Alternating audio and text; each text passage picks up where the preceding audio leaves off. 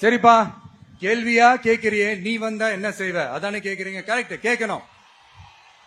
மக்களோட அடிப்படை தேவைகளை தீர்க்கிறது தான் நம்மளுடைய ஃபர்ஸ்ட் வேலையே. அதை தீர்க்கிறதுக்கான அந்த தேடி போறது, அதோட சொல்யூஷனை தேடி போறது தான் நம்மளுடைய ஃபர்ஸ்ட் அஜெண்டாவே.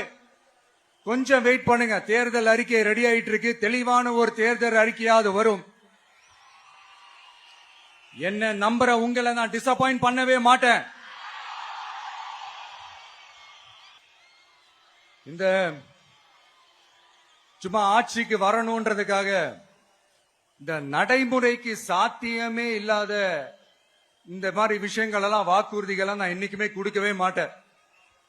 அதே மாதிரி ஆட்சிக்கு வந்ததுக்கு அப்புறம் கூட அவங்க அது தரல, இவங்க இது தரல அப்படின்லாம் பம்மிக்கிட்டு இல்லாம உங்களுக்காக எந்த எக்ஸ்ட்ரீமுக்கும் போய் நான் போராடவும் தயாரா இருக்கிறேன்.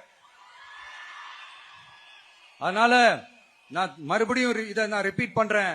இவ்வளவு நாள் இதை நான் மட்டும் தான் சொல்லிக்கிட்டு இருந்தேன். இப்ப களமே சொல்லுது, ரெண்டு பேருக்கு நடுவுல தான் போட்டியே.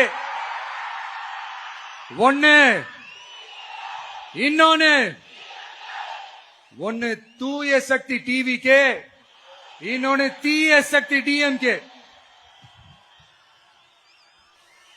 நான் விக்கிரவாண்டி மாநாட்டில் பேசும்போது ஒரு பொலிட்டிக்கல் பாம் ஒன்னு சொன்னேன், ஞாபகம் இருக்கா? ஆட்சியிலையும் பங்கு, அதிகாரத்திலையும் பங்குன்னு ஒன்னு சொன்னேன். இப்போ அந்த பொலிட்டிக்கல் பாம் எல்லா கூட்டணியிலையும் வெடிச்சுக்கிட்டு இருக்கு, தாறுமாற வெடிச்சுக்கிட்டு இருக்கு. ஸ்டாலின் சார்லாம் பதறாரு. ஆட்சி அதிகாரத்துல பங்கெல்லாம் தமிழ்நாட்டில் ஒத்து வராது அப்படின்னு சொல்றாரு.